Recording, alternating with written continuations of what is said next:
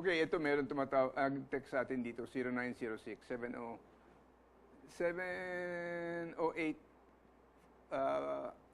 hindi ko makita, 8690, 870-8690.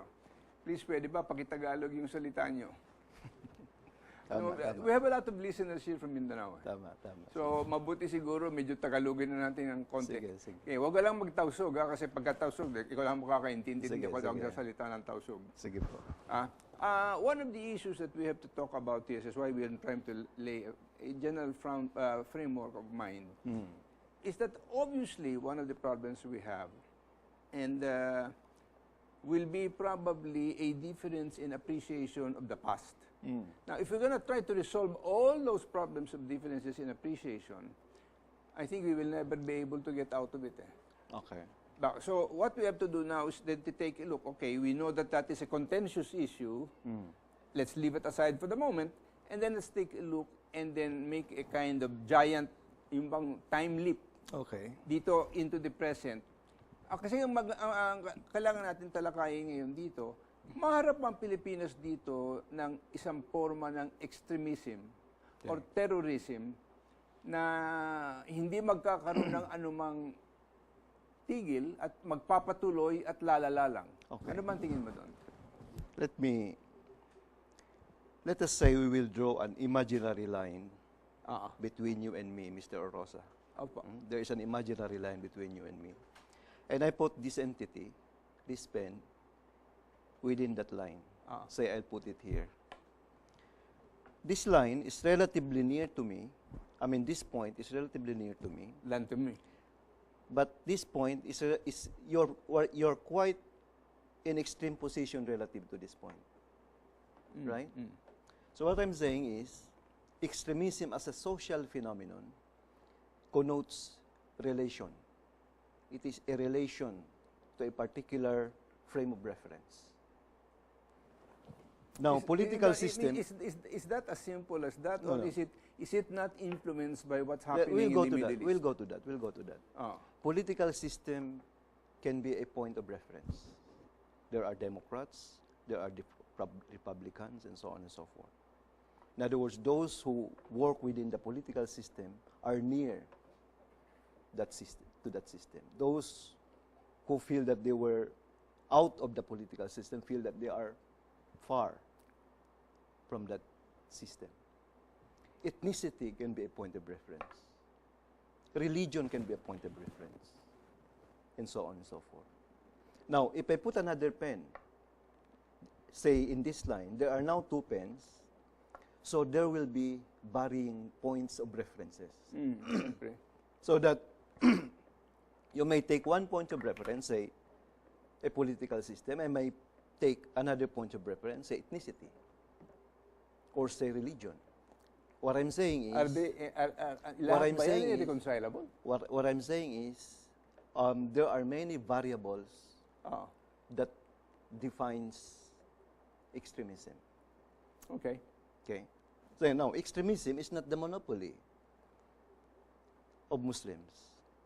Practically all traditional religions have their share of extremists or In terms of fundamentalists. today? And I'm referring to historical past and even today. Mm. There are many extremists in our midst. They can be politicians, they can be religious fanatics, and so on and so forth. So what I'm saying is there are causes. There are causes? There are causes that leads one to become extremist. In our case, let me provide two variables, at least two environments, say in the Philippines. For a long time, there has been political contestations between the Philippine state, How do you define that? between the Philippine state and the Moros for a very long time. Now, the Moro struggle had formed two major strands, what we call the nationalists or the Mindanao nationalism, what President Duterte refers to as the base of the Moro struggles. These are the advanced by the Moro fronts. Then you have the new strands, which is advanced by the political Islamic groups, or the Islamists, or the jihadists, and so on and so forth. Now, these are the ones who adopt what you refer to as extremist methods in their struggles. But that development has been going on very strongly and increasing for the last 30, 40 years already. Right. Now, I'm just referring to the internal environment, the Philippine case. Now, you have the external environment, the case of the Middle East, where there is also contestations among players. If I may use a term used by one scholar, he refers to as the dominance of what he calls structural globalizations that dominates the Middle East. This involves big powers in their hegemony in the Middle East, including the way they transform practically puppets, Arab regimes and Muslim leadership in the Middle East. Now, this created some kind of what this author refers to as cultural fragmentations. No, I understand that, and I've read about that. That much of this stuff now, let me the just 11th continue. century. Let me just continue that. The fragmentations of the Ummah in the Muslim world elicited the birth of radical groups, or what you call the political Islam group. So, name it. You have Muslim Brotherhood, or the Ikhwan in Egypt. Then you have the Al-Qaeda of Bin Laden, the ISIS of Baghdadi, and so on and so forth. So a fragmentation within Precisely.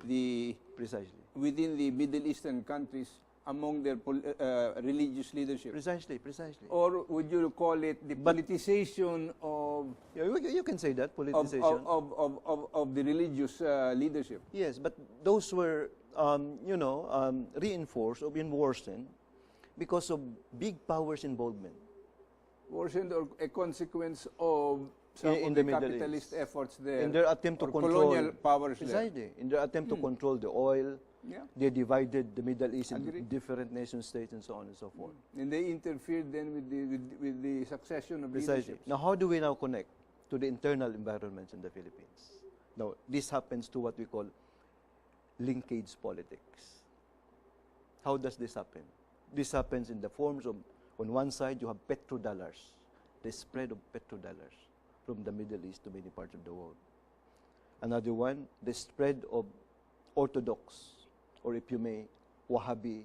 Yeah, teachings. well, that has been done by Saudi Arabia for into the I rest of don't the know world. how many decades. And so on and so forth. And the formations of, radical ideology in the Middle East, as articulated by the likes of Hassan al-Banna, Said Qutb, and so on and so forth.